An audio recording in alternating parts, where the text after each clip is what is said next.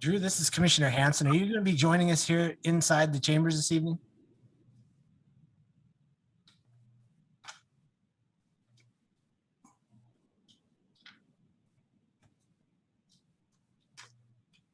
Yeah, this is Drew. I will be in my office. Okay, same with Kathy? Yes, and Eldon. Okay, perfect. Okay. Are we able to go ahead and start, or do you need a couple of minutes?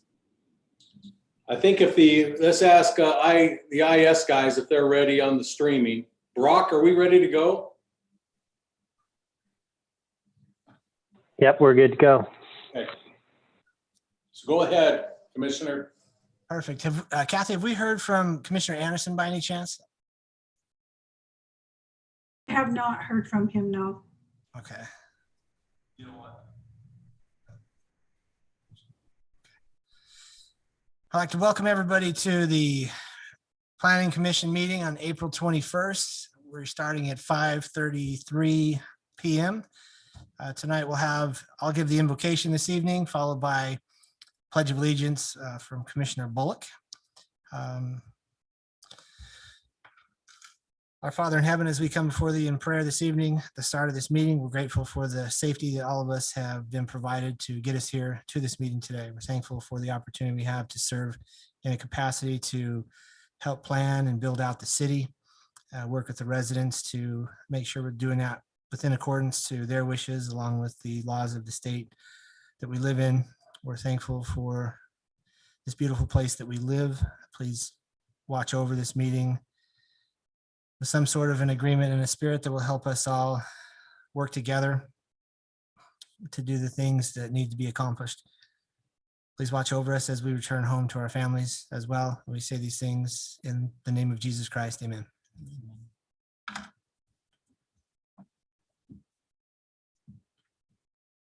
Allegiance to the flag of the United States of America and to the republic for which it stands, one nation, indivisible, with liberty and justice for all.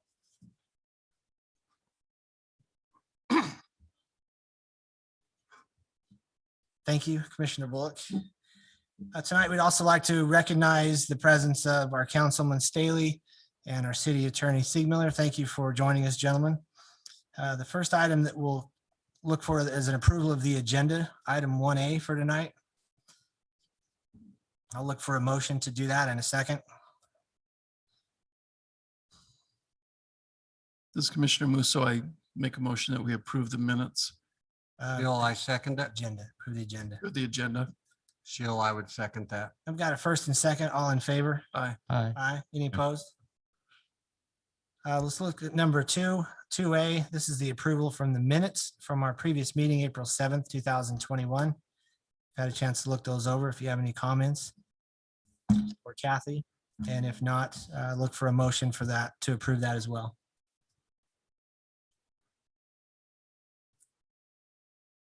Commissioner Van, make a motion that we approve minutes for April 7th, 2021. Sheila, I'd second. I've got a first and a second. All in favor of the approval of the minutes from Aye. April 7th? Aye. Aye. Any opposed? Motion passes. Corey, did you want to look at those or you're good with the minutes? Okay, all right. On item number 3, the declaration of abstentions or conflicts. Anybody have any that they would like to put on the record for this evening? This is Commissioner Hanson. I do not have a financial interest, but I live within a mile of item 4A and 6C. I plan on participating and voting in those items as well. Any others, commissioners, that you'd like to put on the record? Okay, we'll move to item number 4. This is the final plat. Consideration and recommendation to the City Council for the Crimson Fields Phase 5 final plat located approximately 380 East, 4200 South. The applicant is Development Solutions Group. Staff, I'll turn the time over to you for a report. You mean you don't want to choose whether it's Eldon or myself? You caught Commissioner me. Hanson? You knew exactly what I was doing. Yeah, and I appreciate that. That's probably the wise thing to do. I will be taking this one. The applicant is requesting approval of the final plat for the Crimson Fields Phase 5 subdivision as stated. This particular subdivision is proposing 24 lots on an area covering 7.112 acres. The zoning at this particular location for this subdivision is the single-family residential, 8,000 square foot minimum, or the R18 zoning designation. The preliminary plat was approved back on November 13th of 2019. Staff's reviewed the requested proposal and finds that the proposed final plat conforms to the approved preliminary plat. Therefore, staff would like to recommend that the Planning Commission recommend approval of the final plat for the Crimson Fields Phase 5 subdivision onto the City Council. And it'll be based on the findings and subject to the conditions. And they are the standard 5 conditions for a final plat. Be glad to answer any questions that the commissioners might have on Crimson Fields Phase 5. All right, commissioners, I'll open it up to any questions that you might have for staff.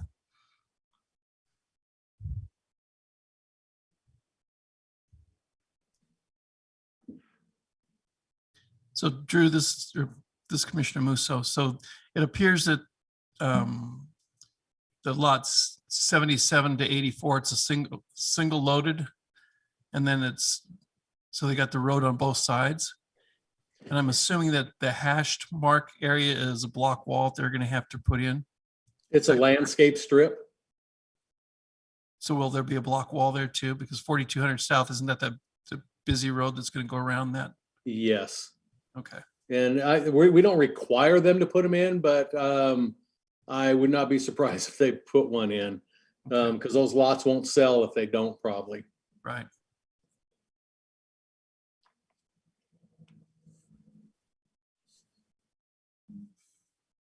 All right, commissioners, are there any other questions for staff? And if not, I look for a motion on item 4A.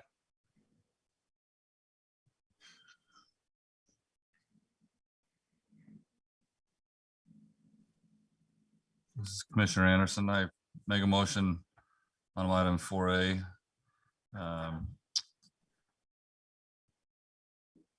To recommend to City Council the final plat approval for Crimson Fields Phase 5 subdivision located at approximately 380 East, 4200 South by Development Solutions Group.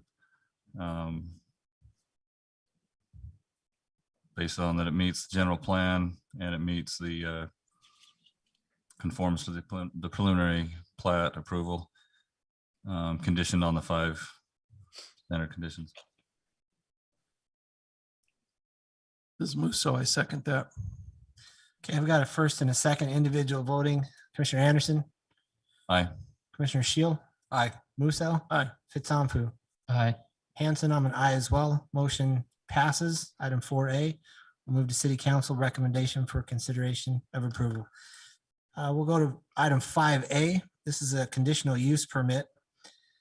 This is a public hearing to consider approval of a conditional use permit C-21-03 for a commercial building, Donutsville, located approximately 300 East Telegraph Street. The applicant is, boy, could I mess this up, Channing Tatch. Staff, I'll turn the time over to you for a report. Thank you. This is Eldon. I'll be taking this one here. The applicant is requesting approval of a conditional use permit to develop 0.62 acres located at the southwest corner of 300 East and Telegraph. The applicant is proposing 2 commercial pads, one of which will house Donutsville and the other being disclosed as future use. The applicant is proposing 15 parking stalls, 5 for Donutsville and 10 for the future use site. This parking meets city standards. The zoning designation for this particular location is C2.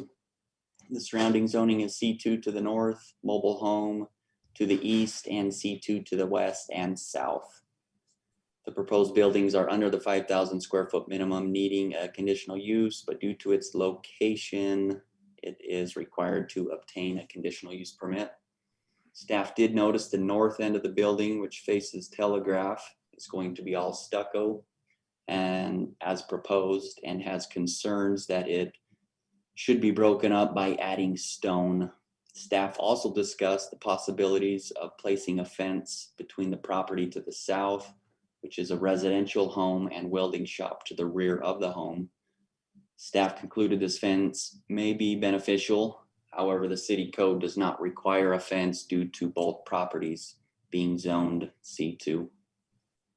Staff recommends that the Planning Commission approve C21-03 allowing for Donutsville and a future commercial use building located at 300 East Telegraph as shown in the exhibits with the findings and conditions as outlined below. The findings are our standards, and I will read the conditions here due to them being specific to the site. Number 1, any site improvement shall meet the requirements of city and state adopted codes. Condition 2, the development of the site shall comply with the exhibits provided in this application. Number 3, development of the site shall also comply with the recommendations of a geotech study and drainage study. Improvements for drainage and detention shall be approved by the Public Works Department prior to the issuance of building permits. Number 4, the applicant will submit a traffic impact study for review and approval by the Public Works Department. The city access management plan will be adhered to in the traffic design of the project. Number 5, the parking will be adhered to as presented in the exhibits of this application, being 15 stalls as the minimum. Any roof mounted screens or any roof mounted equipment will be screened from street view is number 6. Number 7, a detailed landscaping plan will be submitted for review and approval prior to any landscaping being installed throughout the project. Number 8, all lighting within the project will face inward. Number 9, all signage will be in accordance with the adopted sign regulations of the city. And lastly, number 10, dumpster screening shall blend in with the surrounding developments. Details for this item shall be submitted for review and approval prior to the issuance of associated required permits. And staff is happy to answer any questions at this time. Hey, commissioners, I'll open it up for any questions to staff that you might have.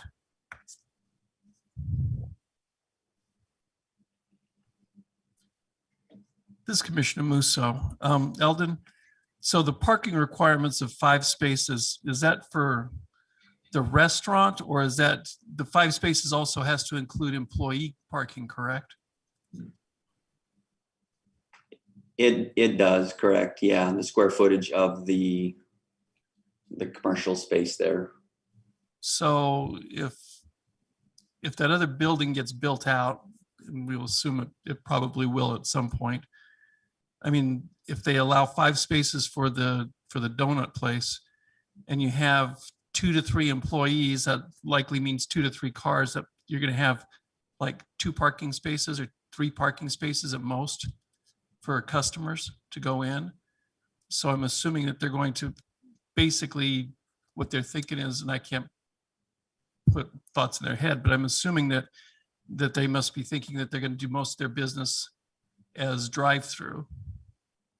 And if you see how long that driveway is, I just did a little bit of quick math, and I came up that they could only have about 10 cars total.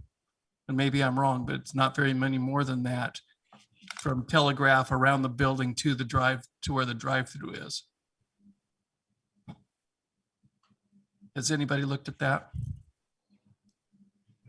Yeah, I haven't done the math on how many you could stack through the drive-through, but and most businesses would bank on a drive-through that most of the customers are going to be going through that drive-through unit. Right. So are you with that group? Yeah, come on here. Please state your name for the record so Kathy can hear it and get it on there. Dallas Buckner, Go Civil Engineering. Yeah, so the way we've laid this out is just based on the parking ordinance through the city. And for the donut shop, for the actual restaurant portion, the majority is kitchen. And so that's how we've got to the 5 spaces without knowing what's going in To the future space, I mean, we've maxed out the parking with our ability on the site. And so for that future building, I mean, we have a surplus of 10 now. We do have a 230-ish foot drive-through, which is a decent stacking for a drive-through. But I think basically the future building would, based on the parking ordinance, would have to meet that criteria to fit the location. Okay, so at 230 linear feet is what you're saying for the drive-through, right? Roughly. Correct, yeah. So that's roughly 10 to 11 cars. Yeah, that's, like I said, that's what I thought. Until you get the other building up, right? That's total. Yeah. Yeah, and it just, who knows what the other building's gonna be? That's the thing. So that's what I'm saying, is that you can only have 11 cars. And granted, this isn't gonna be a Chick-fil-A, and granted, it's not gonna be a Swig. That's a crazy drive-through. But I can remember when Krispy Kreme opened up years ago up in Provo, and it was like around the block and halfway to Orem, you know? Yeah. So again, that would be my only concern. That would be similar to if you go caddy corner, you know, when we had the Swig or coffee bar or whatever it was, they proposed that, you know, they put in they double stacked that drive-through. So I guess my question is the site big enough to accommodate what we're trying to accomplish here? I think it is. We have provided a traffic impact study from Hales Engineering, and we had provided an original one, and then we had an updated one that we sent. I received it just a day or two ago and forwarded it on, but traffic engineering is a little bit outside of my wheelhouse, but based on that traffic impact study, it seemed to check out as far as stacking depths. And then obviously we have the parking currently until whatever goes in that future commercial space. So. And what do they do with the giant electrical pole that's right there on where the driveway is? Yeah, that's a big one. So the way we've drawn it up is we have a curb and gutter, so a standard L curb, and then we're proposing to put some bollards out there in front, but ideally we don't want to move that, and the bollards would be there to protect it. We have discussed a joint access agreement, but we have enough space within our property to have that 24-foot two-way. And then the joint access agreement would just help us with that width. But we're planning on not moving that pole and then having the L curb as a buffer and then having two bollards on either side of that to try to protect it. So they're going to go around it on one side, and then coming in, you're going to go around it, and then going out, you're going to go around it on the south side of it. Yeah, if you had the drawing we put up, if you zoomed in that bottom right corner, we've got it shown there with a couple bollards. I think it looks like it's maybe that number 19. Yeah, just a little bit further to the north. So it's in the landscaping. It's outside of the roadway. So we're not bringing traffic around the north side of it at all. Oh, really? Yeah, it's an interesting. Drew, could you bring up the aerial? Yeah.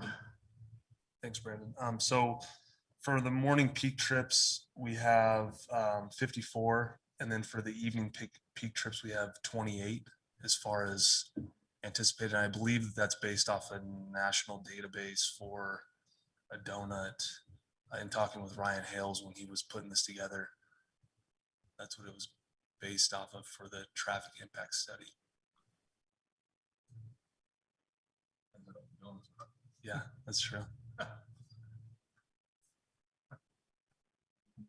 Are you shopping the second building? I know that's not for tonight, but you guys also own that and you're handling that as well, or no? He's just the engineer. Just the Yeah, so engineer. I'm just the engineer. My client, Chennai, this year, as far as I don't know what he's planning on. What we had talked about internally was something like a phone store. I mean, nothing high volume, certainly not any kind of other restaurant. So you're talking about a couple employees and a couple people that would be in there, but it wouldn't be a high volume establishment just based on site constraints, really. Yeah. And then, so another question, and this is coming from somebody whose family is in the bakery business. Okay. So you're going to have large trucks bringing in flour, sugar, donut, or, cake batter, all kinds of stuff. So there's the one where there's a door, and it looks like this alleyway. So it's a 10-foot space. Where's that truck going to park to unload? Is it going to park in the driveway or in the drive-through? Or is it going to go around to the front to unload? I mean, I don't see any place where you can unload Yeah. ingredients to get into the donut shop. Yeah, I mean, it's a tough site, certainly, especially getting rid of that, how we had originally drawn it up, having the ride-in only off of Telegraph. Removing that has made it a lot more challenging. But yeah, I mean, there is a fair amount of asphalt right there as far as pulling in. But yeah, I mean, it would basically be, I think we try to stagger that around busy times and try to have that delivery be. But I'm assuming you would pull in and then have to, and then try to probably flip around through the drive-through. I mean, it would be a challenge, or potentially you. So how tight is that drive-through curve? Could you get an 18-wheeler around that curve? So we have it as 13-foot wide, and I believe I don't remember what the radius was. It's probably a 15-foot radius, but certainly for normal truck traffic, it would be tight. I mean, it would be adequate, but for an 18-wheeler, I don't know how it would work. I mean, it might be something where we have to bring the materials in from another site, just in a conventional vehicle versus bringing a large truck in there. Obviously, if we had the ride in off of Telegraph, you could pull in and pull out without having to flip around. That's not an option though. So What's the distance between that south wall and, The curb. well, no, well, here. So distance between here and where the striping starts. Yeah, so we've got 24 feet, which is adequate for the two-wheeler. yeah, you can use the mic again. I'm sorry. So it's 24 feet from the face of curb to the beginning of the striping for the parking stalls, and then the parking stalls are 18 feet deep. So that's what, 34, 44 feet.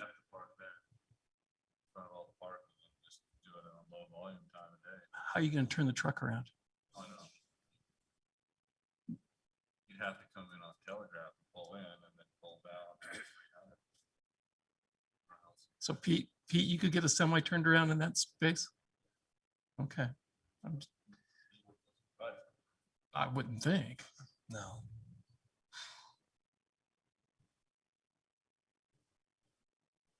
Could that turn where the So dumpster, could it be a little bit not as tight? Yes, initially we had the dumpster, we had it more curved out, but just to minimize asphalt surface. I mean, there's a good chunk of asphalt there with no parking. But we originally, when we first submitted, we did have that more rounded, and so that dumpster was closer to that southwest property corner.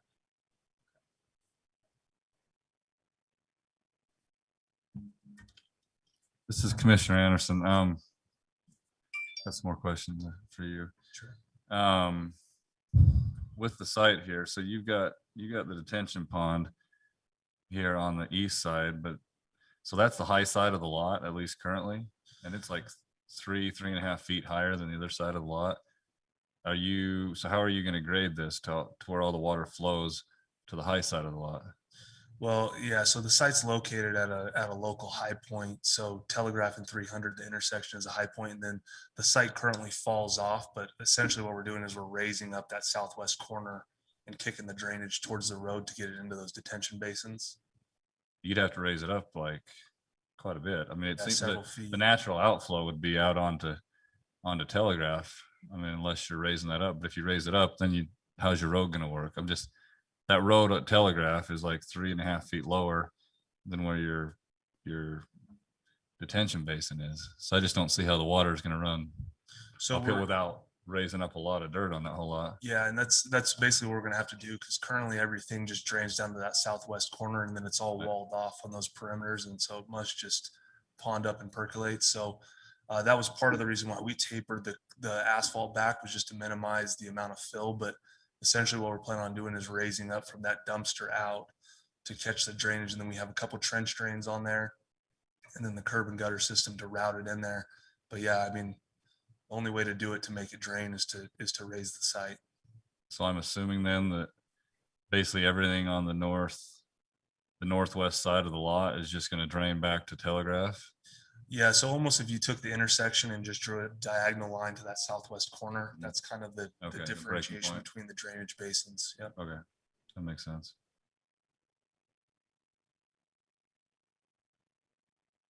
Is anyone else concerned though about if your main entrance is here off of Washington Fields, 300, I guess, but it's like right next to, and I know it's commercial, you know, Mike's Welding, but his house is right there. I mean, that's like the driveway to his house, right where everyone's going to be pulling in to the, you know, to the drive-through. I mean, I guess that's one consequence of having your house in a commercial area, but still, it's like right next to it. Brandon Wright with Public Works. If you can see that entrance that's up on Telegraph was for the house that was existing, that was there, that got tore down. That's inside that deceleration lane. So it doesn't really meet our access management, and that's why. I was talking about one off of 300, but That's why it's on the right in, right out. So how far down from Telegraph does it have to be, Brandon, before you can turn into it? It's supposed to be, I believe it's 300 and 330, I believe. So from this point to about right here is 300 feet. About what? Is that 300 feet? No, he's talking Telegraph. It just seems, when I drove right through this intersection on my way up here tonight, and I was looking at it intentionally, and it just seems like it's awfully tight. And especially if you're going to go to the north side of the telephone pole, it is really tight, you know, as far as traffic coming around that corner. Yeah, you're south or north of the telephone pole For the entrance, so you can- Are they going to both be south of the electrical pole? yes, South they of are. the electrical pole. Correct, Okay, yeah. okay. And so this parcel is an odd shape. You can see the jog on there. So where the current driveway for Mike's Welding is, yep. So that's so there is some overlap with that current driveway, and that's also why we're looking at a joint access agreement between those two. But yeah, between Mike's Welding's existing wall and the curb there, I think we've got like 33 feet.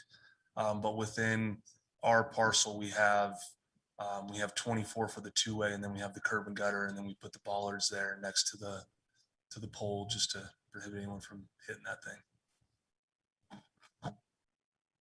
But you can see, I mean, from the traffic management plan or the access plan, I mean, really there's not, we're very limited in our options as far as accessing the parcel, right, and developing it. this is Commissioner Anderson. Did you do the architecture on the building or just just the engineering? Yeah, so we did the floor plans for what was required for the CUP. And then we will do the structural on it as well. But did you guys do like the elevations and so forth? Okay.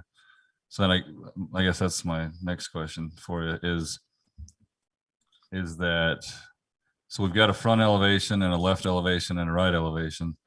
And the front elevation is a you know, a good looking building, except no one's going to see it except Mike's Welding.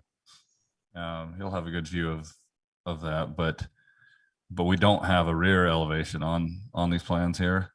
And I'm assuming from the looks of it, it looks like it's just a solid wall of stucco. And I think that, I mean, Kathy sent over a revision to that, but it is, you're right. but it's just stucco, right? Yeah. It's just stucco, it's right There here. you go. Okay, yeah. But again, I mean, I think I'm excited to have a donut shop there on the corner. I think that's a great use of space there. My big worry though is that it's such a prominent corner in the city that we don't want it to be just this gigantic eyesore. And, you know, when you go around to the front of the building, you're like, oh, this is a good looking building. But like I said, the only person that's going to know that will be Mike's Welding. You know, no one else will know. They'll just see this big stucco wall. And I think that, you know, I think some of the design elements that you have on the front of that building need to be incorporated on the back as well, whether it's, you know, some storefront windows or stone or awnings or something. But I think it needs to look appealing from Telegraph. And also I think that's going to bring more customers in as well. You know, if you can have your signage and windows, and if it looks good and appealing from where all the traffic's coming, I think they're going to get a lot more out of that than just a blank wall of stucco. Yeah, I wonder if you could, you know, do the stone on that rear elevation as well, break that stucco up. Yeah, I think the stone would be an easier than putting windows and stuff in, just because that's the kitchen. So it's not a great. Can you do faux windows? But even if you did, maybe like you know how you have the storefront windows with your standard windows and you got the transoms above it. I mean, maybe you could put some transoms above that would let light into their kitchen, but it would also break up that elevation a little bit. And then yeah, you could continue the stone around, and then you could even put your sign or whatever, you know, between the stucco and the windows, and it would look a little more appealing. Okay.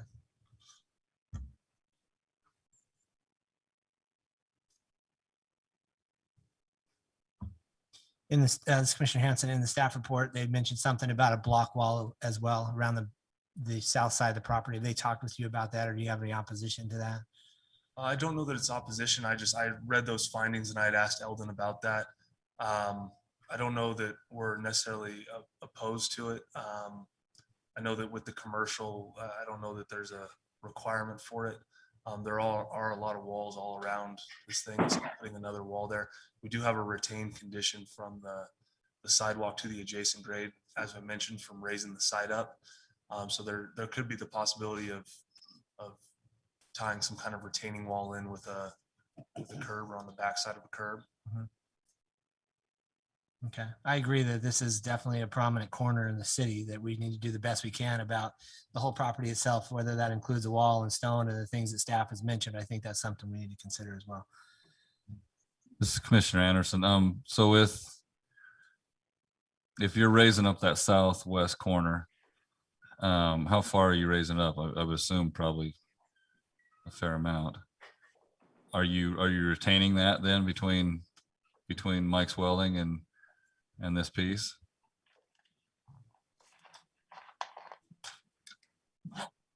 This one's a little easier for me to read. Yeah, so it looks like we're raising that rear up about 2.5 feet.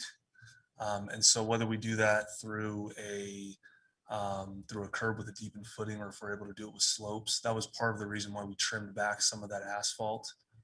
So we hope that we could do it with slopes, and then maybe we just have a deepened edge on that curb. But yeah, that was something we were planning on working out with construction drawings, whether we put some kind of concrete wall below it and then just dowel in a curb on top. But that's something that we'll definitely have to address, because we're not gonna be able to just slip a curb there and Right. You have to have some sort of retaining. Yeah. If you end up, and I guess my thoughts on this wall is that I don't necessarily like making someone pay for something they don't have to do, you know, for city ordinance or anything, but and the wall is mainly hiding Mike's Welding. It's not like these guys are hiding anything that looks ugly or whatever. So I don't really like making them put the wall in, but it might be advantageous to your client getting business if people don't look into the welding shop as they're getting donuts. But that's neither here nor there. But I think you're gonna have to do something as far as retaining, and maybe one answer to that, maybe you do your retaining wall, and then you can, maybe Mike, you know, would be interested in going in with you on the wall, and you do the retention part and he does a block wall on top of the retention or whatever, and that might benefit both of you.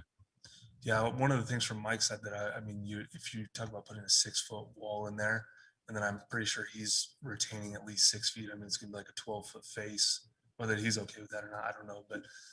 But even potentially, if we just had a retaining wall that was 3 or 4 feet high, I mean, that would still do some of the screening and serve us as well. So Yeah, I agree.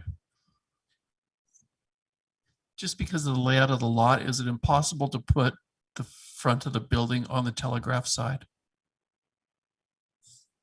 If you flipped the building, would it be impossible to put the front door facing Telegraph as opposed to the south, as far as so just basically doing a 180-degree turn of the building. Basically, except for you'd have to flip flop the drive through so it stays on the same side of the building, but put it just seems like it's weird to have the back of the building facing Telegraph. You know, there's no other buildings anywhere where the back of the building faces Telegraph. That's just weird. I'm sorry. Yeah. So, and if 90% of the business is going to be drive-through, you're not going to get a ton of walk-ups. So the people who walk up would have to possibly go down that strip, but that 10-foot wide strip around to the front of the building to go to access the building.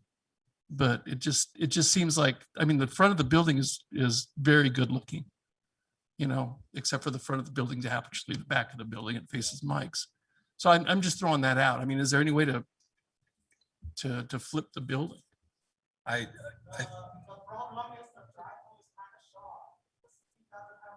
Hold on. Just a sec. We have Kathy listening to us out there. Can you come up and state your name in the microphone? Thank you very much. Yeah, actually we want to do like that, face to the Telegraph, but the thing is the drive-through is too short. And I think somebody at the city recommend us to do like kind of longer drive-through.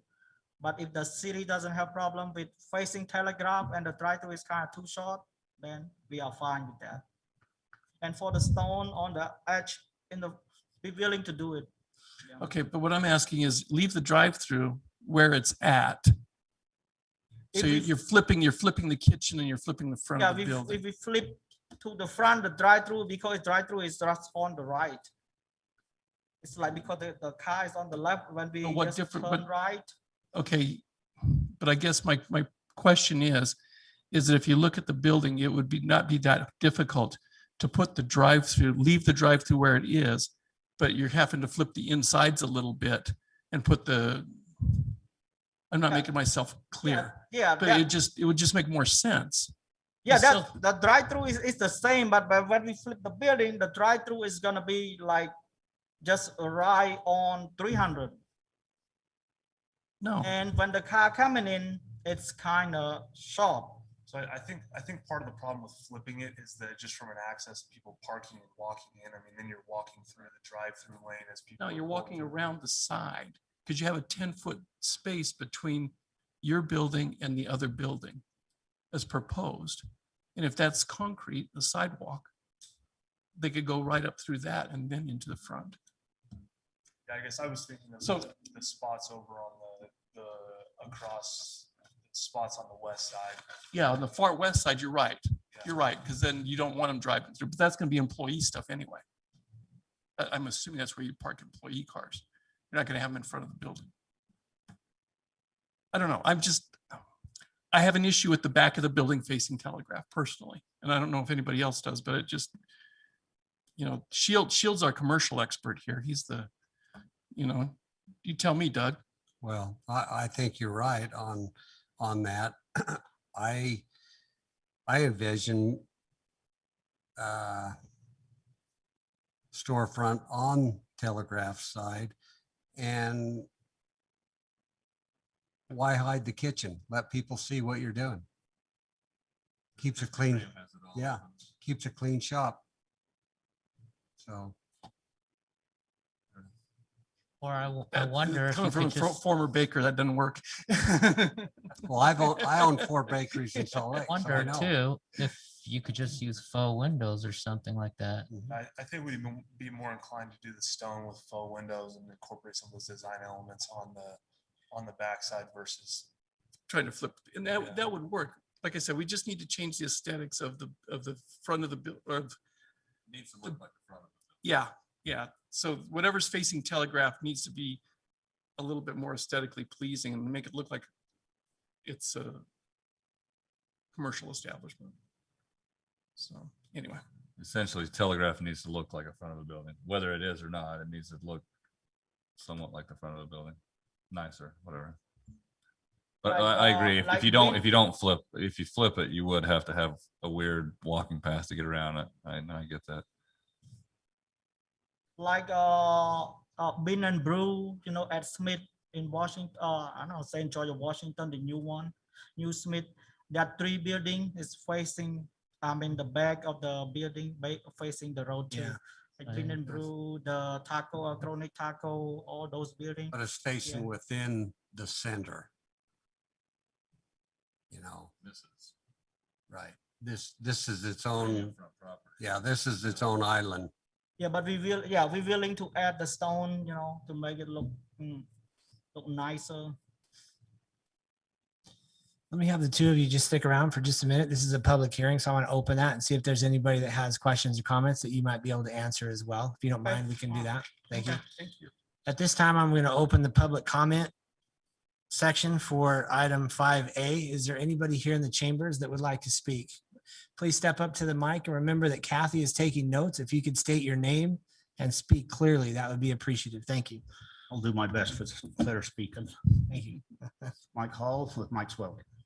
I welcome the donut shop there. It's nice to have something on that corner. My main concern is the traffic. And I noticed on the plat plan that there's no entrance off Telegraph. I just want to know why we can't, if nothing else, have an entrance only off Telegraph. All right. Is that your biggest concern, Mike? Because I'll have somebody else answer that. Now or when? Well, we could do it now. Yeah, we're gonna make a note of your questions and then we'll come back and answer. Well, Is that a UDOT road? was that? Used to be used a lot. Yeah. So I just, if we could, if, you know, we don't have to make an exit off the Telegraph, we could just make an entrance off Telegraph and then exit off of 300 East. It would make that tremendously easier to get in and out of. Are you concerned? Well, yeah, obviously you are, you wouldn't be here, but how much of a concern do you have of that right there on your property next to the entrance to your facility? Well, well, you know, when I came here, traffic was blocked up 4 blocks down. I couldn't make a left, I had to make a right to get here out of my driveway. But, you know, coming off 300 East there, I'm just afraid of the drive up backing up and blocking my driveway. Yeah. Okay. And that's my main concern. We've got I've talked with the engineers and that, and we're going to do a combined use, take my driveway and combine it with their driveway to make a wider driveway for cars and trucks to get in and out. And they'll use my driveway mainly as the exit. Mhm. But I just, with that being the only access, both in and out off 300 East, I'm afraid it's going to bottleneck up and there's going to be some troubles or issues. Yeah. How do you feel about, while we have you here, how do you feel about the block wall that was mentioned, whether or not a block wall be built between your property and this particular item? Well, the wall that's there now, the lower half of that was out of block, and that's before that property was filled in on Telegraph, and it's not made as a retaining wall. Mhm. Second wall, the second part of that wall is all concrete. That's made as a retaining wall, so we can add to those if it'll hold up, I guess. Yeah. Because the state, when they redid Telegraph, just dumped all the stuff in that property and buried it. So it's not a retaining wall right now. It is now a retaining wall. The first part is not, you said, the second part is? The first one wasn't built as a retaining wall because it was just same level ground. Yeah. But now the state took all the debris from Telegraph and put in there and buried it. So now it is a retaining wall. Okay. So whenever you have a large project, do you bring in a semi, and how do you load that on? Do you ever have instances where you have to bring in a semi to load something large? Well, usually they unloading Okay. still. And we've had semis back down my yard. They Lots just of times we'll pull on that vacant lot and we'll go up with the forklift, unload it there and then put it down my yard. And Denley Falcon was good enough to let me use that property for many years that way. But so we'll be sad to use it for that reason, but Yeah. then now I don't have to weed that corner lot, so. But it'll still be, we'll still have to get a diesel down in my yard once in a while. And they'll have to back out then. Now they'll back in.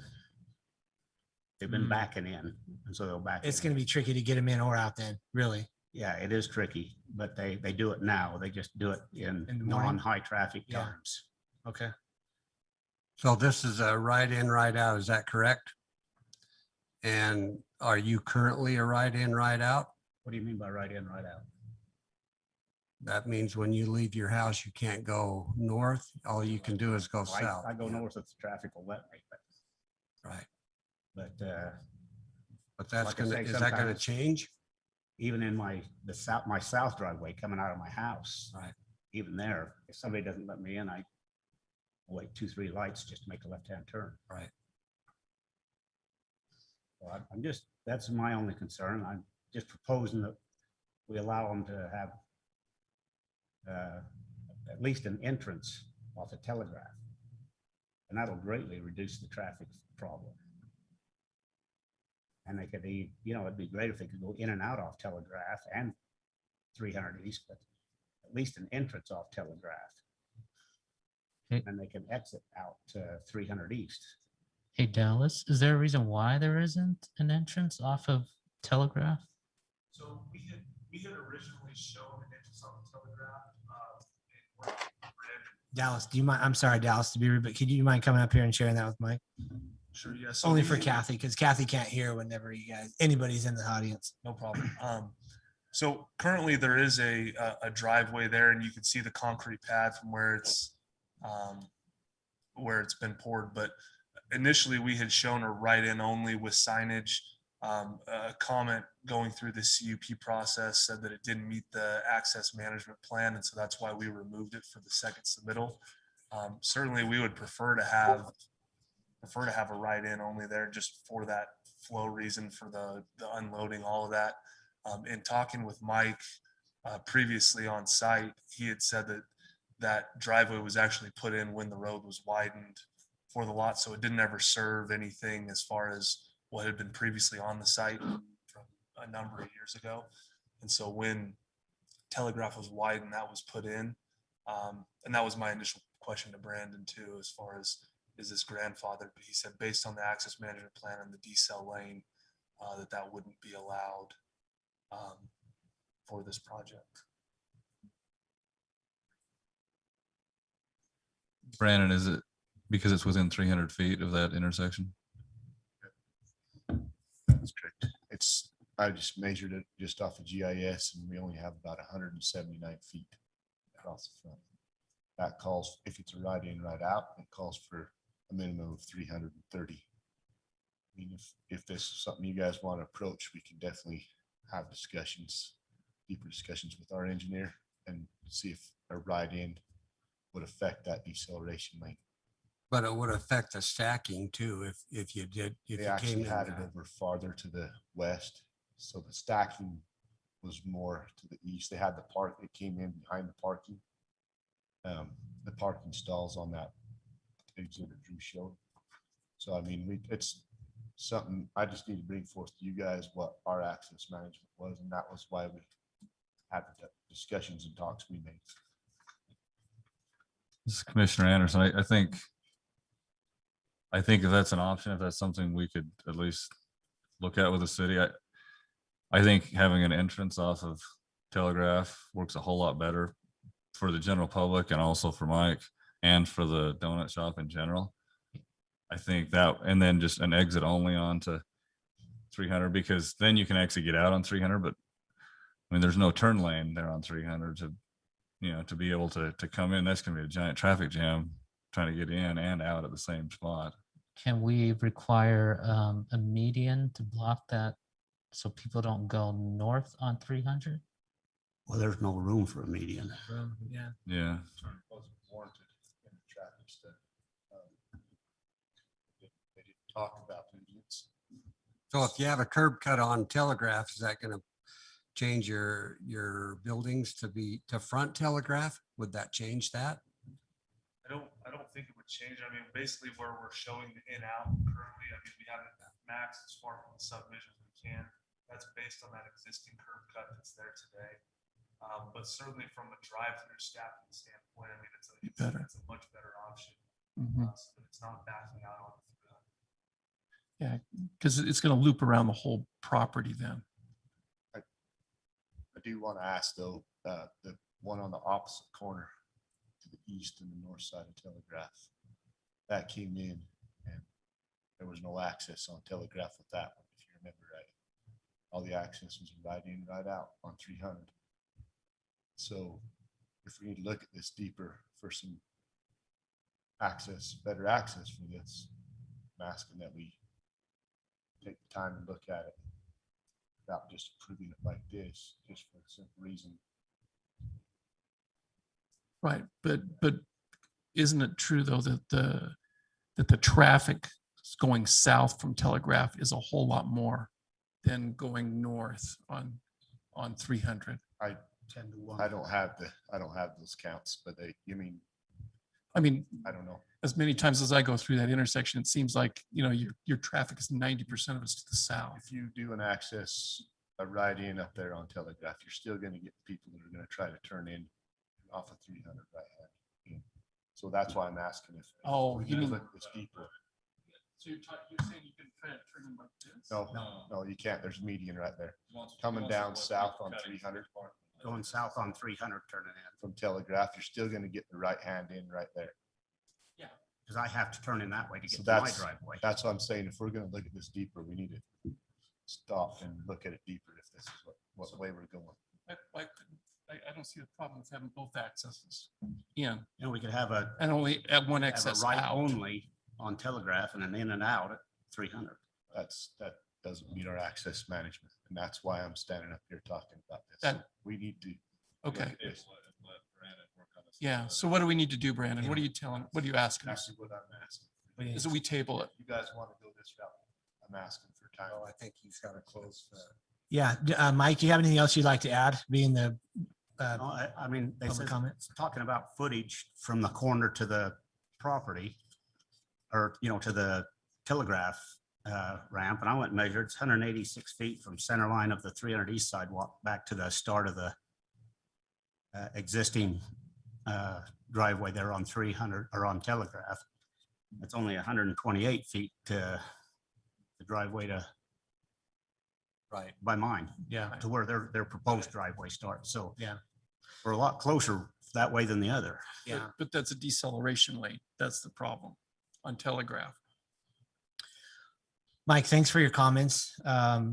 This is not going to, I think what we're going to look at doing is tabling this item tonight. So you're going to have a chance to work with everybody involved, which I'm hoping and expecting everybody will, to get on so everyone can get on a better page than what we're looking at right now. I know I'm not comfortable approving this evening, so I was waiting for somebody to say we should table it because I feel like I would like it. It's not that we're against the project, but there's definitely some uncomfortableness, I think, from all of us up here and what we're looking at.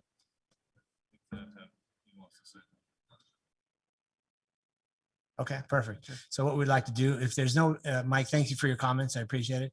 Dallas, thank you. Is there anybody else that would like to speak in the public hearing this evening? Please state your name so we know. Yeah, Chris Staley, resident, as a resident with these public comments. I just, first of all, I just really wanted to share appreciation to the applicant and the engineer tonight for bringing this forward. This is exciting. We welcome this kind of commercial growth and development, and just really want to commend each of you on the job that you're doing here. I mean, this is exactly how this process for a conditional use permit ought to go. I mean, this is where it's vetted. I actually just really appreciate the questions that have been asked about the access and the comments that staff has provided and that you've asked. I actually really appreciated the comments about the way the building faced. And I know years ago, I mean, the city generally, we think that over time, Telegraph, the look and feel of Telegraph from, I would say from 300 East to 300 West, but I think all the way to the Parkway, it's going to really continue to elevate and continue to improve. And over time, it's going to look really nice. One thing the council has discussed is just some of the design guidelines. Now, they're not anything that's a requirement, but there are some recommended design guidelines. So if if there is some decorative things that, I mean, obviously this is a nice looking building with this kind of a modern style, but there's also some encouragement to, if possible, to consider some of that historic pioneer look with some of the sandstone and some of those things. But I'm not in the business of, designing people's projects, but I just wanted to remind you of that. And I think you're on the right track. I think that before a conditional uses permit is approved by this body, I think that that access ought to be worked through and the design guidelines and kind of how that's going to look and feel from Telegraph. Thank you. Thank you. Anybody else in the public hearing that would like to make a comment? At this time, I'll make a motion to close the I'm sorry, I can't make a motion. At this time, I look for a motion to close the public hearing. So moved. Musso. Second that. Got a first and a second. All in favor? Aye. Aye. Any opposed? All right, the public hearing is now closed. Mr. Siegmiller, if you'd like to make a comment at this time. I'll be brief. Thank you, Chairman. I think the commission's done a great job and asked a lot of really detailed questions. It's clear that this is a difficult corner that the city and the commission would like to see something happen with. And I like the concept of what's been presented. It's more than, a snow cone shack or something of that nature. We've kind of got an intersection of different city challenges. You got the access management plan that creates some challenges with the access points. You've got the design guidelines that, that a number of the commissioners have mentioned as far as the back of the building and how it faces. I think a tabling and then some further conversation, you'll see there on the images it's represented. It's not just a routine access there off of Telegraph. That's a paved and curbed and guttered and legitimate access. And we can go back through the historic maps, and if we can find some evidence to support kind of a grandfathered type driveway there that could at least help a ride-in or something off of Telegraph to address the commission's concerns there. I think we could do some more research and also get with the applicant and work with them and see what they're willing to do as far as design on the back of the building, and just see if we can just kind of smooth and nickel down on some of these issues to get to where there's something that the commission is willing to approve and recommend. Any questions from the legal side on that? I think that no matter what we do to get something done there, we're going to have to nick some edges off of some of the policies and plans that the city's got. And yeah, this is not a bad concept to try and nick some edges off of to keep it here too. So having just gone through the caddy corner, the other intersection prior to your time on staff, it is important, I think, that we address this. I think it's going to end up applying to both of them because that other corner is just as difficult. So absolutely. Yeah. And as we're looking at the historic images, we'll look at both and see what we can identify there. Okay. Thank you. Thank you. Appreciate it. At this time, the public hearing is closed. Commissioners, is there any other questions for staff before I look for, I think, what motion we talked about is possibly tabling this item?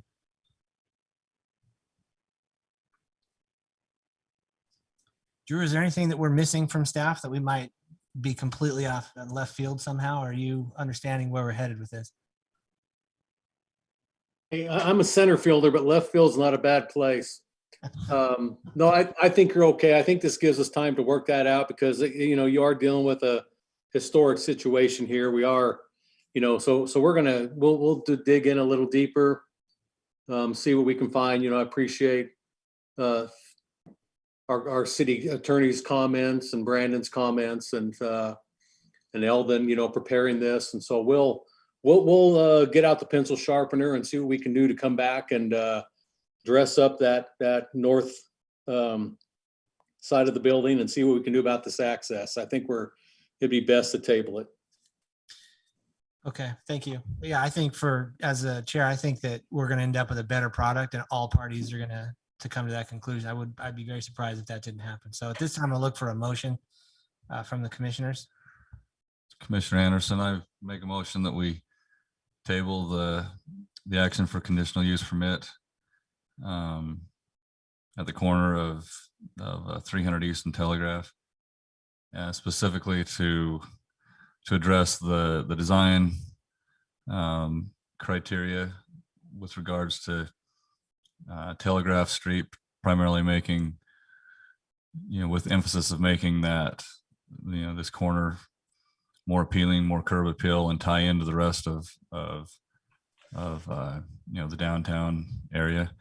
Also giving Public Works and the legal department time to look at the access and the various direction of traffic.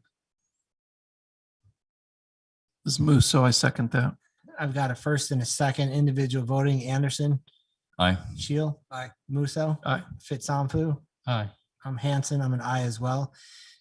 This item will be tabled for 2 weeks. Kathy, do you have the date of the next meeting? May 5th. Until May 5th. Is that enough time?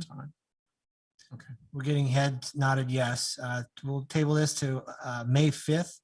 Encourage everybody that's spoken this evening to continue to stay involved with this to get the best product out of it that suits your needs. Dallas, is that enough time for the design side? If it's 2 weeks, is there any reason to put this out 4 weeks?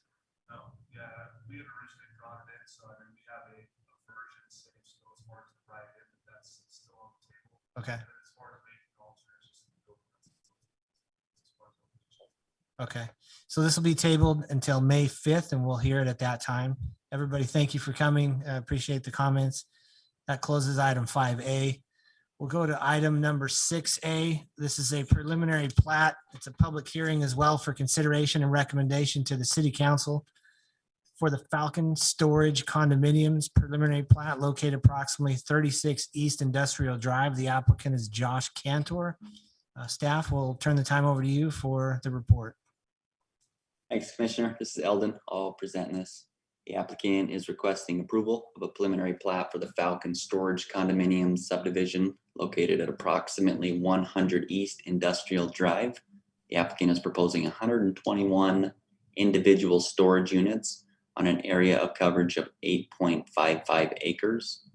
The complex will house an on-site office and 10 visitor parking stalls. The zoning designation at this particular location is Industrial 2. The surrounding zoning is Industrial 1 to the north, Residential Agricultural 2 to the east, Industrial 2 to the west, and Ag 20 and open space to the south. The proposed subdivision conforms to the approved zoning.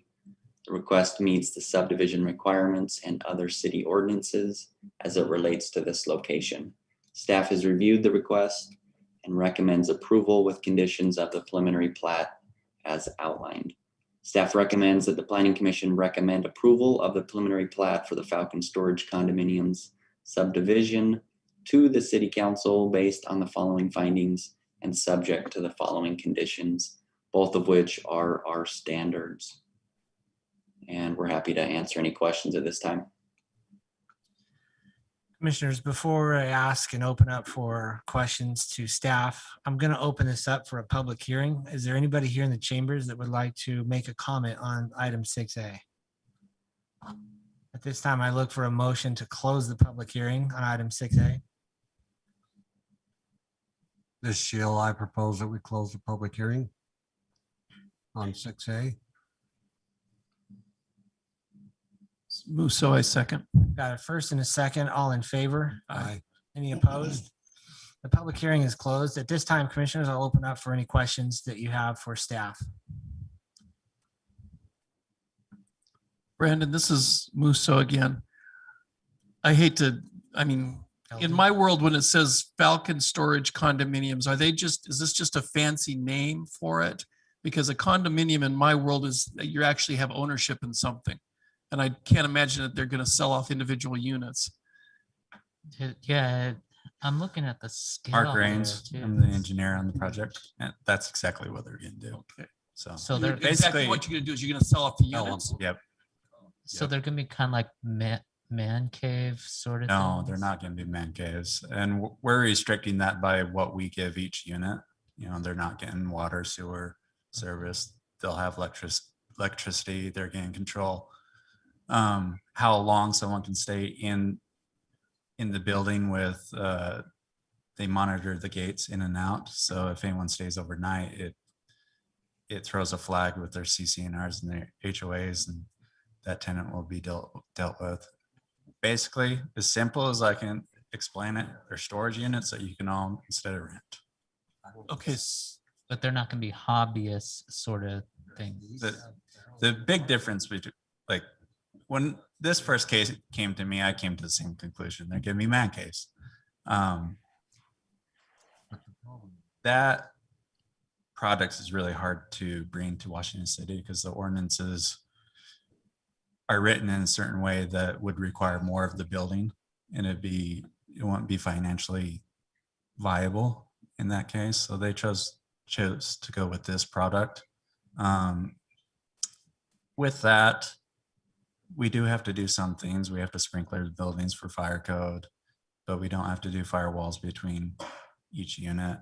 If it was a man cave, we'd have to do a firewall between each unit, which then throws costs out the window. So they've done other projects like this in the past, other parts of the country, and it works well. And the reason why it works well is, personally, I had a storage unit for 5-6 years.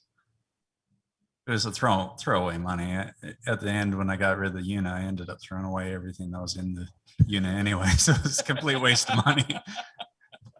But at least in this way, it can be an investment and a type of ownership. So Will the whole thing be sold, or will part be rented and part be sold?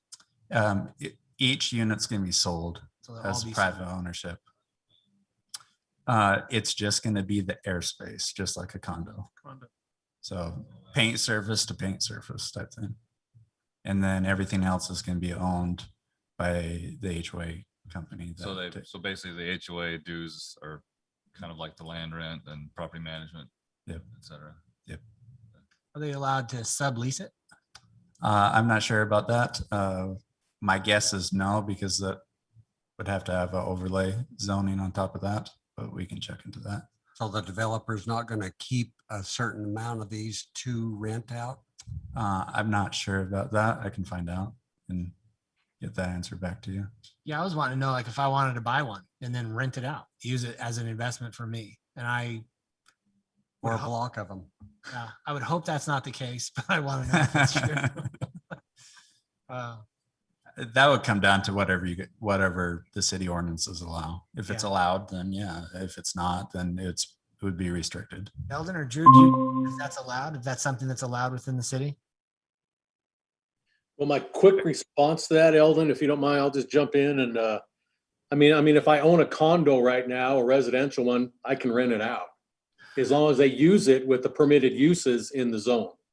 That's what the city is going to be more concerned with, is what's going on inside the paint to paint. It still has to meet permitted uses in the zone is what we're going to be more concerned about. Okay.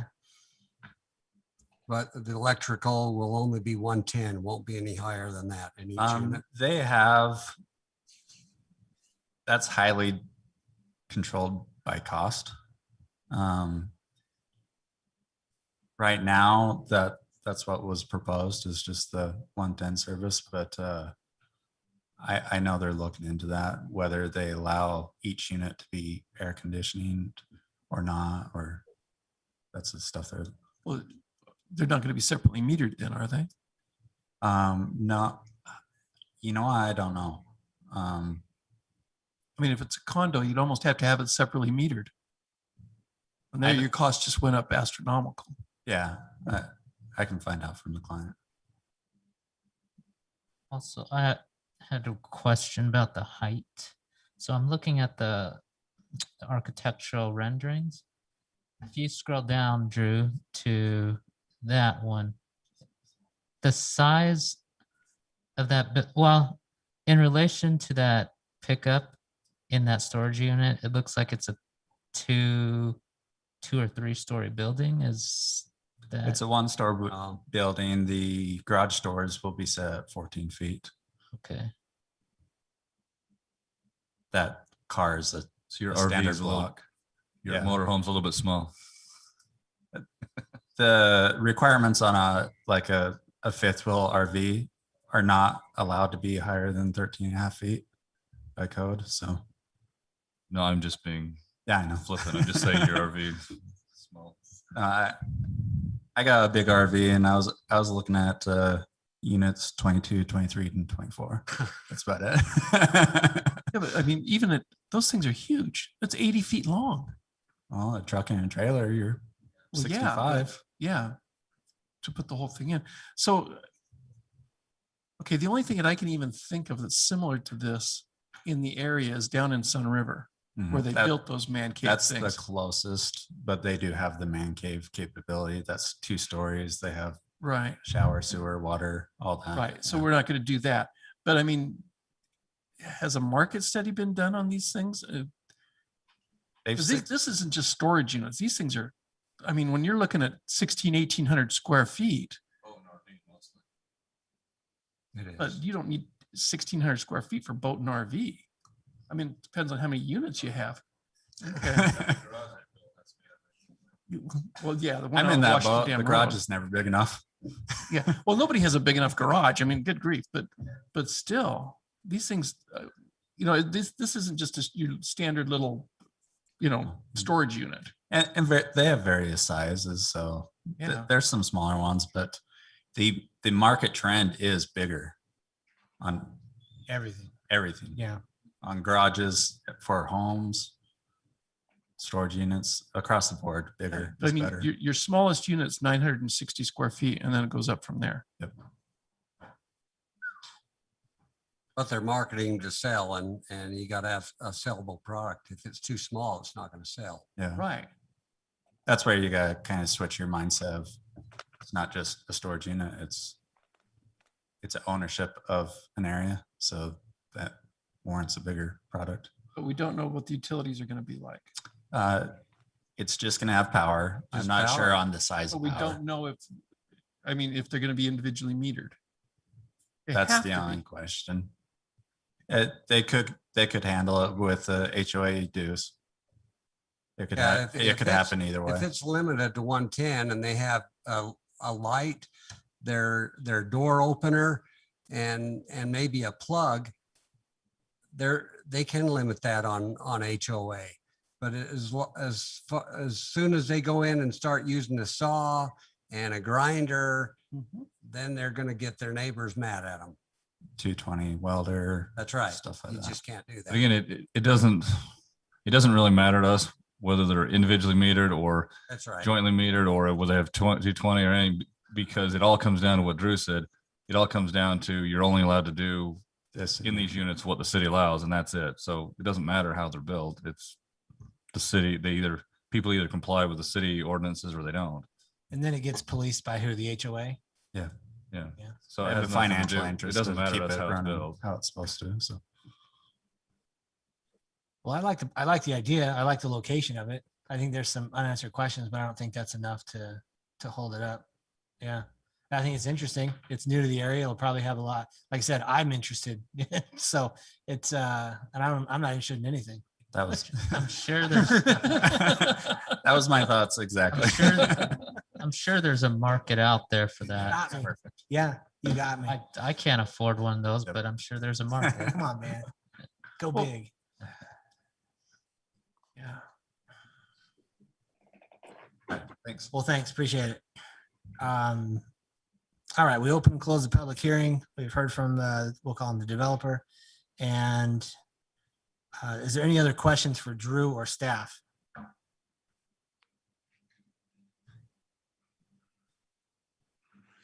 And if not, actually, Doug, I'm interested in your opinion on this as a commercial guy.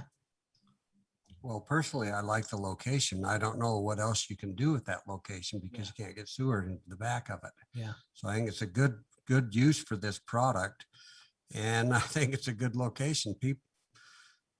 I think people will buy them. Yeah. I think there's going to be blocks of them that people will probably purchase and want to lease out.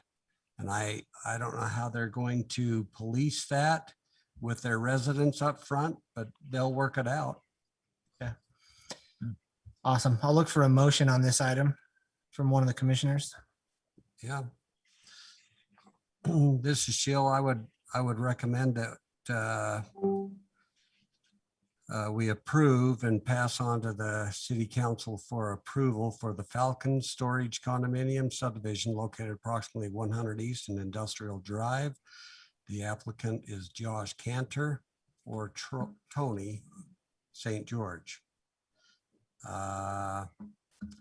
This preliminary plat is for 121 individual storage units on an area of coverage of 8.55 acres. They will have a house on site with an office and 10 visitor parking stalls.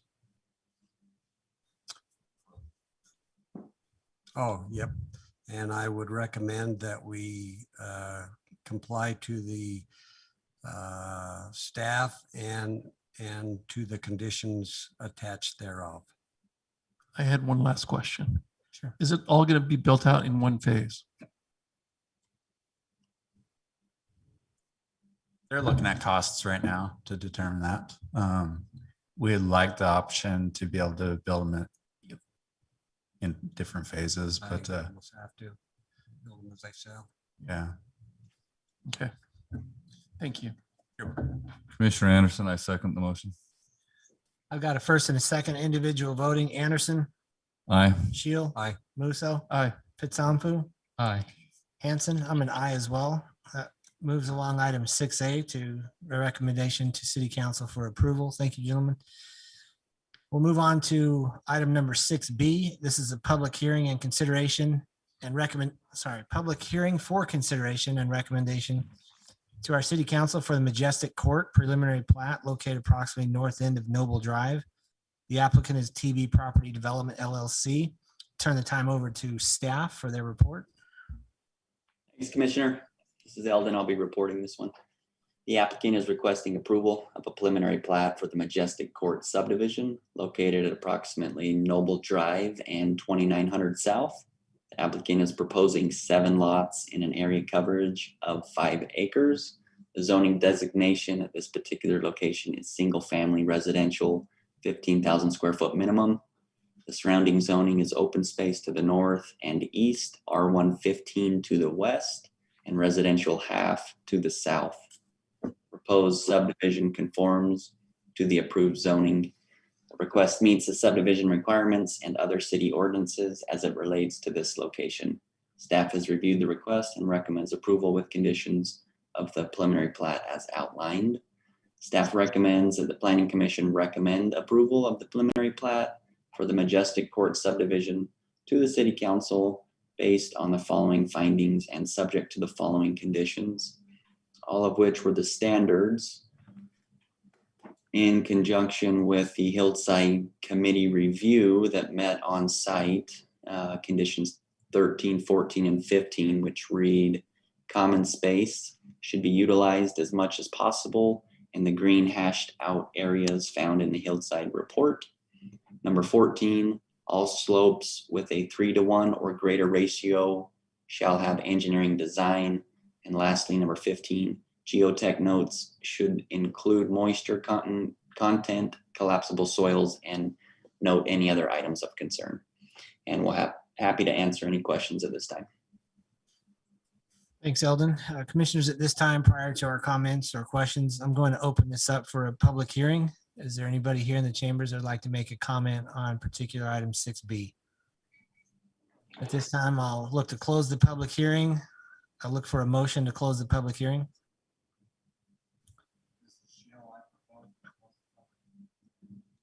I second that, Got Commissioner. a first and a second. All in favor? Any opposed? Okay, that closes the public hearing. Commissioners, at this time, I'll open it up to questions or comments for staff. Just one question. Do we have people that have mailed or emailed in or anything on these? I haven't seen anything. I haven't seen anything either. Eldon, is that something that we need, I should continue to ask you, or just assume that we haven't received any? I'll pipe in if there were any. We had one on the conditional use permit. It was Mike. He got up and spoke and addressed all his concerns. So that was the only one for this evening. Okay, thank you. In the future, just to make sure we're all clear, we haven't always gotten them ahead of time until recently. And looking forward, if there are public comments on items, will we always get those ahead of time, or is that something we'll continue to need to ask during a meeting? You should get them ahead of time unless they come in after that designated time, then we would have to read those in as usual. Okay. All right, perfect. Thank you.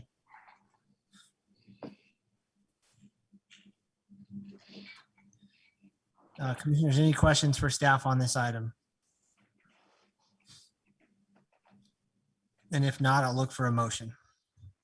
This is Commissioner Anderson. I don't necessarily have a question for staff, but mainly just for everybody here. I think that and the lots they're good lot and so forth. The thing I'm mostly concerned about with this area would be with regard to item 14 and 15 of their conditions on there, for two reasons. One, so item 14, and I think this is something that needs to be really hammered in there, because on that whole entire Washington bench, and I know because I built a lot of houses on that bench, and most of those hillsides, nobody's ever done what they were supposed to do. And almost every hillside on there is a 1-to-1 across the board. Like, I can tell you which houses are mine just by looking at the hillsides on the backside, because I've got the only houses on there that are 3-to-1, or they've got retaining walls on that whole entire bench. I kid you not. So yeah, so what I'm getting at is that that's actually a really important item that needs to be noted and noted with city council as well, because this never gets looked at. And yet I've seen plenty of people where they go and they build their house, you know, it wasn't dealt with in development, and then they go to build their house and, you know, nobody ever looks at it. And so suddenly they've built their house right next to a slope that's not stable. They put their block wall 2 inches away from a 1-to-1 slope, and then they wonder why their block wall falls down in 5 years, right? It's when you're building on these slopes, it's actually a big deal that very few people ever look at. So I'm glad that it's in here, but I think that's like a huge issue. The other one would be item 15, just because this area has a lot of yellow clay. And so yellow clay is extremely collapsible. It's as bad as blue clay, only the opposite way. It just looks like yellow on the hillside, but you dig it out of the ground, it looks like a hard rock. It's hard as a brick until if you put it in a bucket and you dump a cup of water on it, it liquefies instantly and just, it's gone. And a lot of the surrounding neighborhood here and around Majestic Court and so forth, you remember during the recession before, a lot of that went into bankruptcy and went through a couple different hands because they just put a couple of feet of clean fill over the top of yellow clay, and they were selling houses and so forth. And so that whole development has had a ton of rework and everything else. So I think the soil reports are really important, and they've got to be on the lots, not just in the streets. Brandon Wright, Public Works will make sure that the soils report, before they can get a grading permit, the soils report has to accompany those plans. But we'll also make sure that the recommendations from the hillside are also shown on the construction drawings and the grading plans as well. Brandon, there's some houses below where this is going in that they're having to put a little bit of retaining up for themselves. But I'm just wondering if it's that 3-to-1 slope, or is it huge? You know, it just seems huge. It scares me to live there. I have also talked with Randy at Civil Science about backyard drains that separate in between the homes that are existing and the new proposed lots. Right. So that has been discussed already before we get to the planning stage. So we'll try to capture whatever water's there, you know, that we can, and get it to the proper place as well. So Brandon, one quick question. So in regards to what Corey was saying, before they start building, who goes out and checks it? Is it the building department that goes out and checks the slope and makes sure that's all correct? Or is it Public Works? Who does that stuff? Who does the inspections? Public Works does the inspections on that with the mass grading and the infrastructure that goes in. So, okay. And the roads. So we'll be the ones to check that. So we'll make sure we'll follow. Brandon, this is Commissioner Anderson. Now, just looking at this, it's a little fuzzy, so I can't see the elevation, but it looks like behind these lots, it's going uphill, correct? Yeah, so I figured. Yeah, it is. So my big concern here, and I don't really see any washes, so it's probably okay, but Or that big detention, it's calling the detention area. That's what they're calling for that's a wash. And that's what Yeah. they're calling, utilizing that for detention. I would just want to make sure, so no one else but you will know what I'm talking about, but you remember that lot that we looked at over by Indian Knolls I do. that never got this put in? I do. And that's what that falls Yeah. back to what I was talking. And I told my clients to not buy the lot. And then somebody did an owner build on it and put a house right below that wash. So I just think we got to make sure that doesn't happen on here. Note on that we get it on the construction drawings and we handle it at that time. Okay. That's the only time we can handle it right there. Right. Thanks. Hey, since we're asking you questions, Brandon, I got one for you. Come on, man. Maybe Drew, this is for you. With regards to city liability, as long as we have this stuff in here, that kind of covers us as a city, correct? From any legal obligations if worst case scenario happens in the future with these things? Well, yeah, I mean, because for a city to get in trouble, they have to prove there was like negligent, that somebody came to us, said, hey, you've got this massive whatever it may be, just to give you an example. And we said, yeah, well, okay, thanks for letting us know. And then we just kind of don't do anything about it and just let people, continue to just go right over and do that. That's probably bordering on that maybe. But, with the hillside and all that in here, we're trying to take care of what Commissioner Anderson was talking about. I know those places he's talking about that were done back in the boom of the 04, 5, and 6 era. And, those things weren't looked at. The rockery walls weren't, really done the way we do them now. Compacted fill, collapsible soils, so on and so forth. People just didn't address them so much because it was all new kind of stuff. But nowadays, you can see that's why we upgraded our hillside ordinance. It's probably one of the best ones in the county. And that's because we took all the best geotechs around here and engineers that had dealt with stuff and learned from all the mistakes that had happened before. And that's how our hillside ordinance came about. And so that, the people we have on our hillside committee are those same geotechs and engineers that almost all the cities use as their hillside committee. So these guys have seen it all, dealt with it all before, during, or after the last 20 years. So Okay. I feel pretty good about what, those gentlemen know and the recommendations they give. And again, this one has more of a valley to it in that common area you see there for the storm water. So, our concern here is water going through that, not so much cutting into the hillside. As per se. And so that's why there's not a lot in that common area, because they just wouldn't be able to do it. Yeah. All right. Thank you. Commissioners, are there any other questions or comments for staff? And if not, I'll look for a motion on item 6B.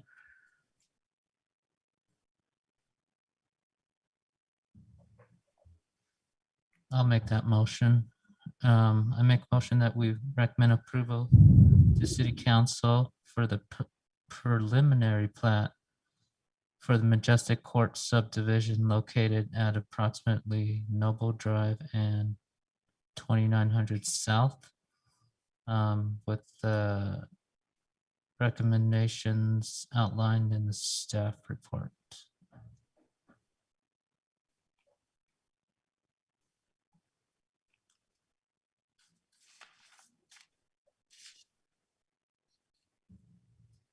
Got a motion by Commissioner Fitzonfu. I'm looking for a second. This is Commissioner Anderson, I second, with a special emphasis on item 14 and 15. Perfect. Got a first and a second. Individual voting. Anderson, Aye. Shield, Nay. Musso, Aye. Fitzonfu, Aye. Hanson. I'm an aye as well. The item passes. 6B, we'll move that to City Council with a recommendation for approval. At this time, we'll move to item 6C. This is a public hearing for consideration and recommendation to City Council for the Village 26 at Stooky Farms preliminary plat located approximately Washington Fields Road and Groves Parkway. The applicant is Carl Larson. I'm going to guess. Drew, I'll turn the time over to you for a staff report. Sorry, Jason, you failed on that one. This is Eldon. I'll be reporting. This is, however, my last one for the evening. Oh, man. The applicant is requesting approval of a preliminary plat for Village 26 at Stooky Farms subdivision located at approximately Washington Fields Road and Groves Parkway. The applicant is proposing 3 lots on an area coverage of 15.6 acres. The zoning designation at this particular location is planned community development. The surrounding zoning is planned community development to the north, east, south, and west. The applicant's request meets the subdivision requirements and other city ordinances as it relates to this location. Staff has reviewed the request and recommends approval with conditions of the preliminary plat as outlined. Staff recommends that the Planning Commission recommend approval of the preliminary plat for the Village 26 at Stooky Farm subdivision to the City Council based on the following findings and subject to the following conditions, all of which are the standards. And we're happy to answer any questions at this time. Thanks, Eldon. Commissioners, prior to our comments or questions for staff, I'm going to open up the public hearing. If there's anybody here in the chamber that would like to make a comment, or Eldon, if there's anything that's been mailed in, please do so at this time. We have none from staff. Okay, nobody here in the chambers would like to speak on this item. So at this time, I'll look for a motion to close the public hearing. This is Musso, so moved. Got a first. I got a second that closes the public hearing. I'm sorry, that got a motion first and a second to close the public hearing. All in favor? Aye. Aye. Any opposed? That closes the public hearing. At this time, commissioners, I'll open it up for questions for staff or possibly the applicant if they're on the phone.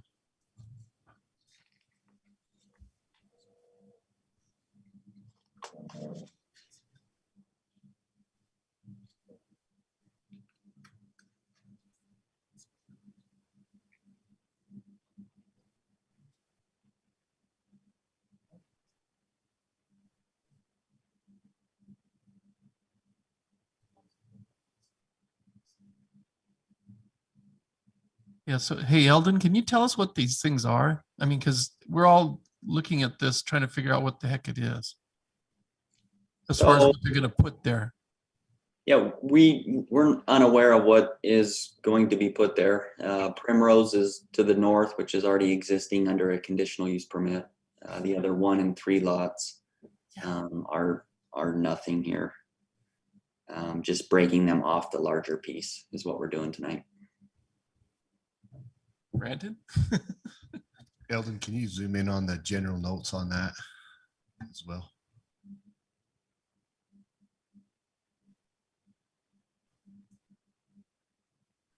So, let's see. I know there's a note on there. I'm just trying to make sure I can get the right one. Okay, looks like note number 6.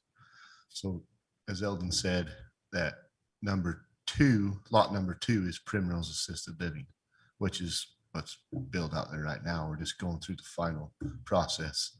This didn't get done, this preliminary plat, and they broke it off. So now we're going through the process. You're going to be seeing a final plat after the preliminary plat goes through the process.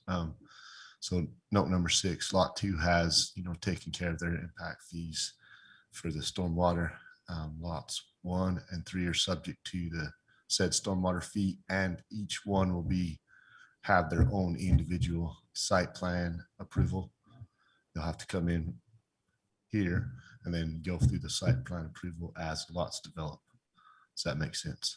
How many lots can be There's put 3 on lots. So it'll be, I don't know what's going there, You but could do 15, R15 or whatever it is on these. Actually, I'm not sure that that's in the plan. I know that through Stooky Farm, they have certain things that are set, and I'm not sure. I don't think this was housing. I believe, Drew, one time, wasn't it?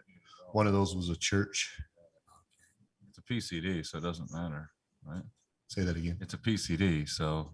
And that's, they can kind of do, they have that latitude to go whatever way they want. But I believe one of them at one time they were talking about it was a church. I can't remember if it was lot 1 or 3. Yeah, this area got changed out when Primrose came in and wanted to do this development. So they switched this with something else. And I can't remember, but they have to fall in accordance with the PCD. I can't remember if this got moved to a mixed commercial type use. But I mean, yeah, they would have to follow. I'm glad someone brought that up. Whatever the PCD says they have to do for area 4 and what the uses are, that's what they're limited to. And I think this is going to be at that intersection, Brandon, before you ran off. Is this not that the intersection is the one that goes out to the Highway 7, right? Isn't this the one at the bottom here? Yeah. That's correct. They're Right here. Warner Valley Road. So you're gonna have that big RV park right there. Off to Yes. right where the At some mouse point. is. Yep. Okay. So this is Commissioner Anderson. So essentially is this, since Primrose is already built, this is just kind of like a lot split almost, right? Okay, gotcha.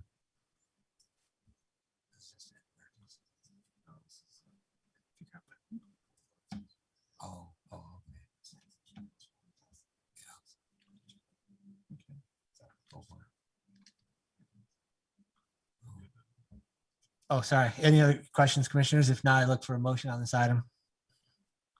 Commissioner Anderson, I make a motion that we approve the preliminary plat approval for Village 26 at Stooky Farms subdivision located approximately Washington Fields Road and Groves Parkway, and pass it on to City Council for consideration based on the 12 standard conditions.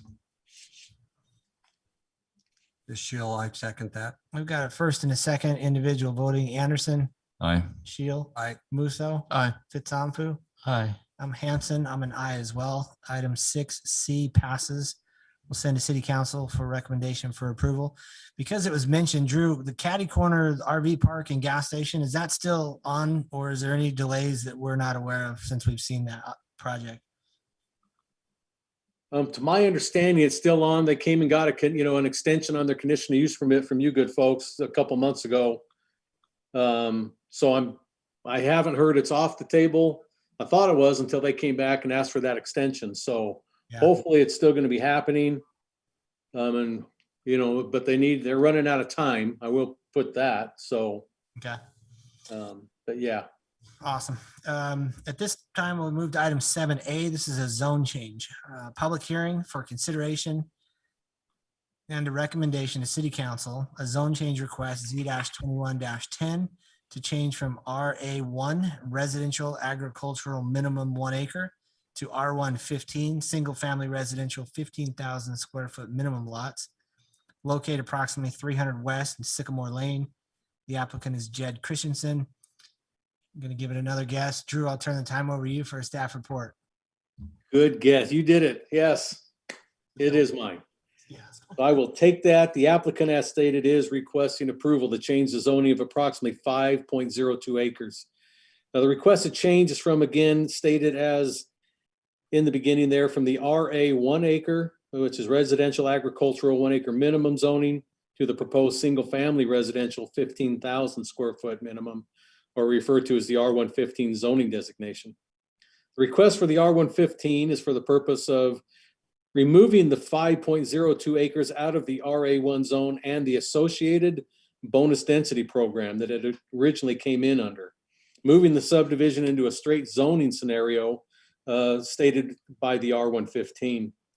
This particular location has a general plan use designation of low density residential, which allows for R1-10 and R1-12 or greater zoning districts. The surrounding zoning to this parcel is RA1 to the north, east, and south, and Washington County zoning to the west. That's the border of the city, is on that west border. Staff has no concerns with the proposed zone change as outlined. Staff therefore recommends that the Planning Commission recommend approval of Z-21-10 for the zone change request from RA1 to the proposed R1-15 onto the City Council. Of course, that's based on the findings below in your report. And again, I'll be glad to answer any questions that you might have on this proposal. Thanks, Drew. Commissioners, at this time, I'm going to open up the public hearing to see if there's any public comment on this particular item. Nobody here in the chambers appears to have a comment, so I'll look for a motion to close the public hearing on this item. Musso second. Got a first and a second, all in favor? Aye. Any opposed? It closes the public hearing. First of all, Commissioners, why I do that is so I don't forget. And it doesn't appear that anybody was here that would want to speak on that. And that's why I kind of open and close it and get it out of the way. At this time, I'll open it up for your comments or questions to staff. Commissioner Anderson, Drew, my question for you, I'm looking here on Google Maps and it looks like this whole subdivision is already built out. So they're just changing the zoning. Yes. Just out of curiosity, any reason why? Yeah, I was waiting for someone to ask. I was going to jump in and tell you anyway, but I'm glad you asked. You notice this area over here, this 30 foot that I'm highlighting in red. You see that on that far east side? Yes. Okay, the original developer came in and they wanted to get, bonus density credits, which means you start out with one lot per acre. And then if you do certain amenity things, you can build up your lot size. And so the original one came in and did it because the zoning at the time, they wanted to get one or two more lots out of this particular piece. So they went through the bonus density. Things have kind of changed over the years where that's not pushed like it is. So they feel like, this common area right here, nobody really wants to kind of take over and be responsible through the HOA. So these two property owners in lot 1 and 8 said, hey, we'll just take it over for us, expand our lots. If you guys are okay, then we won't have to charge for an upkeep of landscaping maintenance. But when they came in to do that, I told them, well, you're part of the bonus density and that's a requirement at this time. So to let you out, I have to change your zoning. So that's where Mr. Christensen came in and said, hey, I'll step up. He lives, I think, in lot 1. He's pushing the process for it. So what's going to end up happening, there's a 10-foot wide trail, asphalt trail out there. They'll probably do some lot line adjustments. And so what they'll end up doing, I'm just going to change the color here in a second. So let's just say they're going to move their property lines, lot 1 and 8, probably 20 feet over into this area. And then they'll end up owning this. And then they won't have to maintain that area out here in the common space. And that's kind of what it's all about. I hope that kind of answers your question. I think you should have led with that one, Drew. So Drew, he's also, if you remember in the meeting, he mentioned that the asphalt trail is in pretty bad repair. He's to the north, it's concrete sidewalk, 5-foot concrete sidewalk. There's nothing to the south yet. It's proposed that something going to be there. He said he's willing to go in on his dime, tear out the asphalt trail and replace it with new 5-foot concrete sidewalk. That's right. I'm glad you remembered that, Brandon. Appreciate that. Drew, this is Commissioner Anderson. Is anything happening with that little triangle shaped common area on the left-hand roundabout? Same idea? I'm not sure what they'll do. And they would have the option in this case, to change that up here if they so desired. But we'll leave that between them. They'll do it through lot line adjustments, because right now it's common area that they all have to kind of take care of. So I'll kind of leave that up to the 8 people in the subdivision, what they want to do if this goes through. Drew, this is Commissioner Hanson. Out of curiosity, visually, when I drive past this, I can see that lot 8 has built a home that almost looks like this is already a done deal. Have they already started to tear down the fence on the east side and build onto this as if it's a done deal? Well, I hope not. Because they should have kept in line, with this. I'm going to highlight that. You can see the blue line there. Like I say, we'll kind of zoom in, and that's where their setbacks and everything should have been based off of, was this line out here. So, Jed, are you on with us?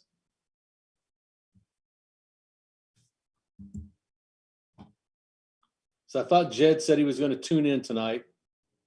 It's fine. I was curious because visually from the road, when I see that, it appears that it's already taken place. I could be wrong because I haven't driven down that road to look at it, but from a distance, a couple 100 yards away, it sure looks like it. And nor here nor there, I don't have a problem with it. I just thought that's pretty bold to do that prior to getting it taken care of correctly. Right. Yeah. Trying to calm down this Wild West mentality that we kind of see. But that's fine. I don't have a problem. I was just curious. I'll drive by it tonight and look at it. Take your tape measure. Oh, you can see it. It's from distance. You can tell. It's a nice house. Yeah, but this will help clean up that stuff, because I know these folks, they kept putting off the landscape out here till the end. The original developer, because he wanted, have enough money to put the landscaping in, but these two property owners really don't want that there. And then after that, I guess they talked to everybody else. They're fine with not having to, pay in to maintain that area. So I'm kind of glad that they're going to come back in, just put the regular sidewalk in. We'll just run that subdivision, those boundary lines over to there and move on and let these people own that, on lot 1 and 8. So Drew, one other quick question then. So does this affect the RA1 status of Daybreak and all that up in there? Because you're taking out some of the technically part of their space that they use for their bonus density program then, right? No, this Daybreak stands on its own. These guys came in after and they had to meet their requirements down here. So this is a separate subdivision. It's a separate subdivision, a separate bonus density. Yes. Okay. All right, commissioners, any other questions for staff on this particular item? And if not, I look for a motion.